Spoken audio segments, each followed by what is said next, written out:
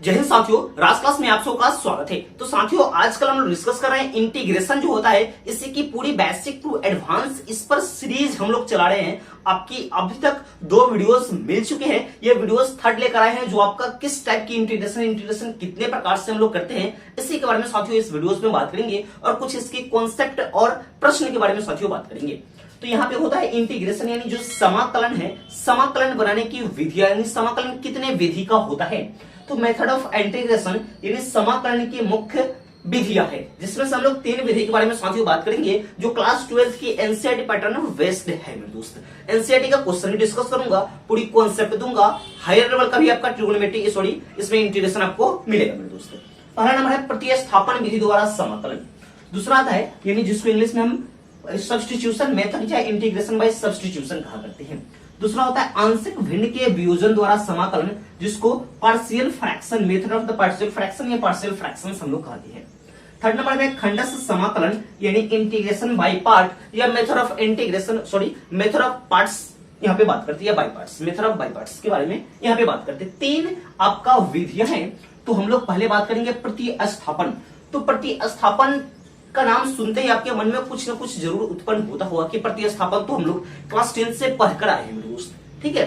तो प्रतिस्थापन कहने के मतलब किसी दूसरे के स्थान पर कुछ मानना, उसको मानकर किसी दूसरे के स्थान पर उसका वैल्यू को रखना प्रतिस्थापन कहलाता है। तो हम लोग प्रतिस्थापन विधि से समाकलन किस तरह से बनाते हैं, इसी के बारे में साथियों बात करेंगे। इसका एक ट्रिक, इसका एक मेथड यानी इसका एक टॉपिक समझ लीजिएगा, जो फॉर्मूला है, यानी एफ डैश एक्स बटा एफ ऑफ एक्स अगर ये रहता है तो इसको हम डायरेक्ट लॉग एफ एक्स लिख सकते हैं और प्लस से इसका लिख सकते हैं। यह आपका इंटीग्रेशन का इसका एक ट्रिक है, ठीक है, इसका इंटीग्रेशन का, जिससे हम लोग क्वेश्चन केस पर बात करेंगे, जो आपको पूरा मेरे दोस्त समझ में आएगा। प्रश्न हम लोग समझाएंगे तभी चीज आपको यह पूरा अच्छे प्रकार से साथियों समझ में आएगा। साथियों, ये बहुत ही लाजवाब प्रश्न है। अगर जी इस प्रश्न को समझ लेते हो तो आपकी कॉन्सेप्ट पूरी क्लियर हो जाएगी। इस विधि जो हम लोग पढ़ रहे हैं प्रतिस्थापन द्वारा समाकलन है, या समाकलन को हम लोग प्रतिस्थापन विधि से जो हल करते हैं, इस पर तो पूरा आप अच्छी प्रकार से समझिएगा। आपको मैं गारंटी देता हूं कि यह वीडियो समझने के बाद आपका पूरा प्रश्न जरूर आपसे बन पाएंगे।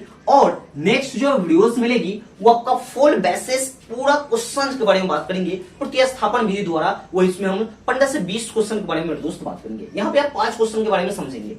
पहला नंबर प्रश्न है कि 2x बटा 1 प्लस एक्स स्क्वायर का क्या निकालना है, तो इंटीग्रेशन निकालना है, इसको हमें इंटीग्रेशन करना है। तो मेरे दोस्त, यहाँ पे होता है प्रतिस्थापन विधि जो समझ रहे हैं, इसमें से किसी को मानना पड़ेगा। यानी मानना क्या पड़ेगा, तो लगभग प्रश्न में नीचे वाले को अगर हम मानते हैं तो इसका डिफरेंशिएशन ऊपर वाला आ जाता है। जो आगे की अब जितनी प्रश्न है, जितनी थ्योरम है, यानी जितना कॉन्सेप्ट है, वो आपका डिफरेंशिएशन बेसिस है। इसलिए आप डिफरेंशिएशन वाले वीडियोस को पहले देख लीजिए, एक बार रिकैप कर लीजिए डिफरेंशिएशन के फॉर्मूला को, तो अब आपका आगे की यह जो क्वेश्चन आएगा, प्रश्न आगे कॉन्सेप्ट आपको समझ में आएगा मेरे दोस्त, ठीक है। जब तक आप डिफरेंशिएशन कंप्लीट नहीं करोगे तब तक इंटीग्रेशन आपको समझ में नहीं आएगा, ये मैं गारंटी देता हूं आपको। तो यहाँ पे करते क्या है, इसमें मानना पड़ेगा, यानी नीचे वाला का डिफरेंशिएशन ऊपर वाला आएगा।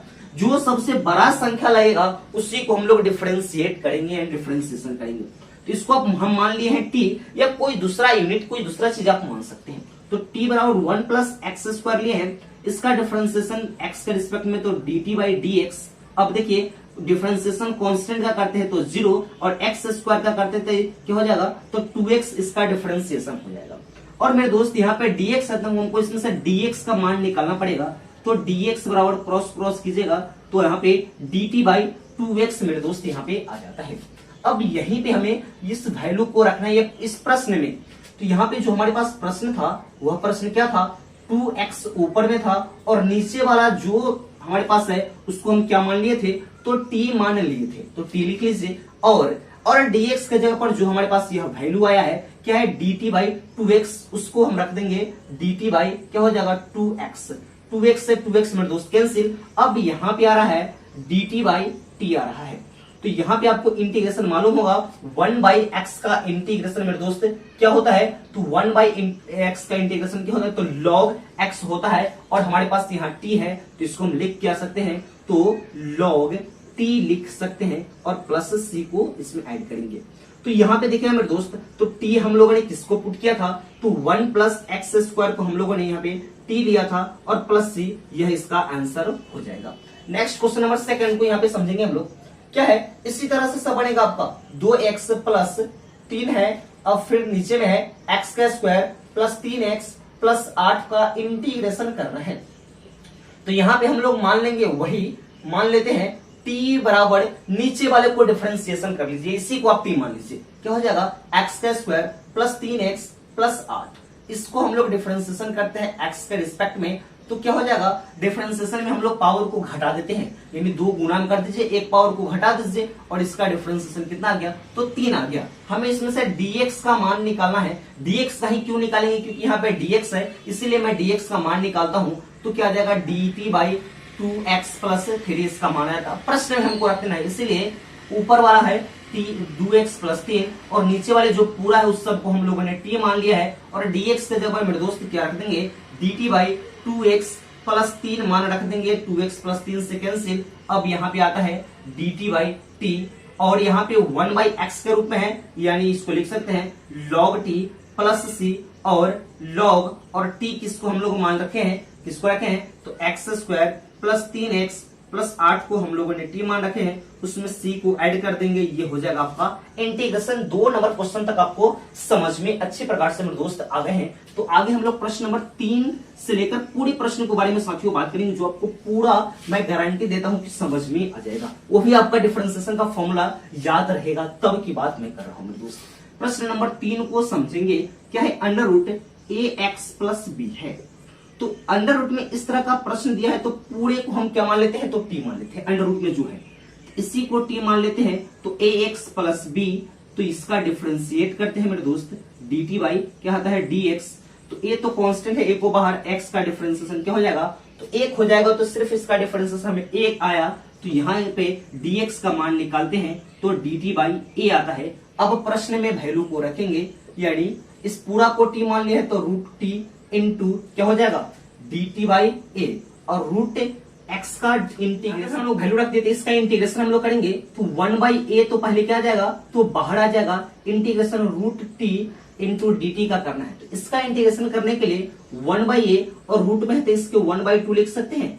अब इसका इंटीग्रेशन हम लोग कर लेंगे, तो 1 बाई a है तो पावर 1 जोड़िएगा तो क्या हो जाएगा 3 बाई 2, और उसी को पलट कर लिख देना है तो क्या हो जाएगा 2 बाई 3 और प्लस c। इसको हम लोग क्या कर लेंगे, तो सजा लेंगे और उसका मान उसमें हम लोग रख देंगे, उसका जो मान है t का जो वैल्यू है यहाँ पे हम लोग रख देंगे, तो हमारे पास आंसर आ जाएगा। क्या हो जाएगा, यहाँ पे यह 1 बाई a है तो इसको गुना करेंगे, क्या हो जाएगा 2 बाई 3a, और t का मान क्या रखेंगे, तो t का मान यही रखेंगे, क्या ax प्लस b रखेंगे, उसका पावर क्या हो जाएगा, तो 3 बाई 2 और प्लस c, इसका आंसर हो जाएगा मेरे दोस्तों।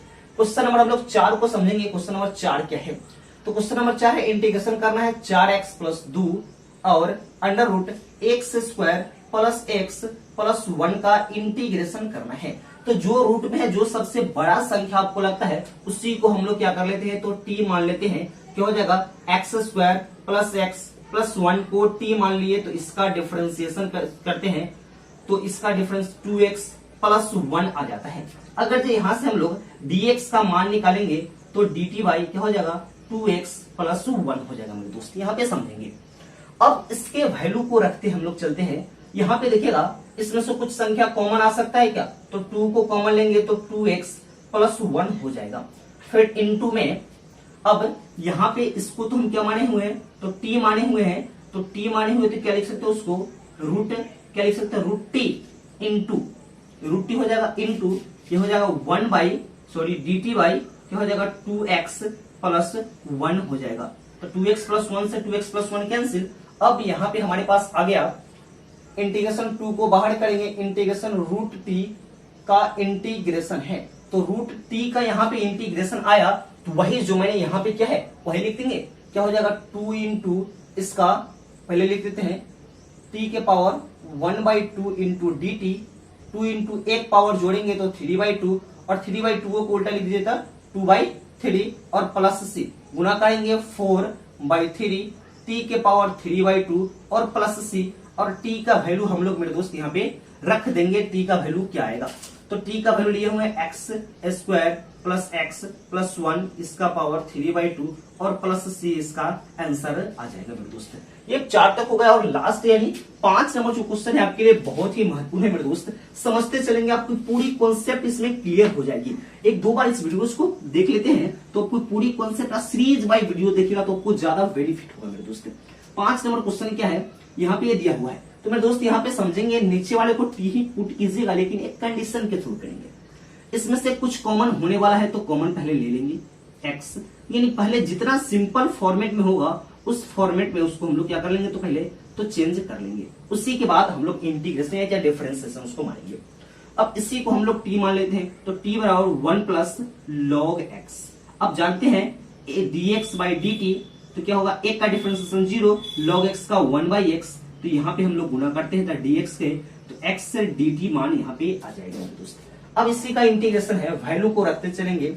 अब मेरे दोस्त देखिएगा ऊपर में कुछ नहीं है तो ऊपर रखते चलो, यहाँ पे x इंटू इसी को ना t माने थे तक t, ऊपर में इंटू कीजिएगा, dx के जगह पर क्या मान है x dt है तो x x कैंसिल, क्या हो गया 1 बाई टी का इंटीग्रेशन। अब 1 बाई टी यानी 1 बाई एक्स क्या होता है तो log t प्लस c, तो log और t का मान क्या रख सकते हैं तो 1 प्लस log x और प्लस c मान रख सकते हैं मेरे दोस्त। यह आपके प्रश्न बहुत अच्छी प्रकार से समझ में आ गए हैं, नहीं तो इस वीडियो को 2 बार 3 बार करके देखेंगे आपको पूरी अच्छी प्रकार से मेरे दोस्त समझ में आ जाएंगे, मैं आपको यह विश्वास दिलाता हूं।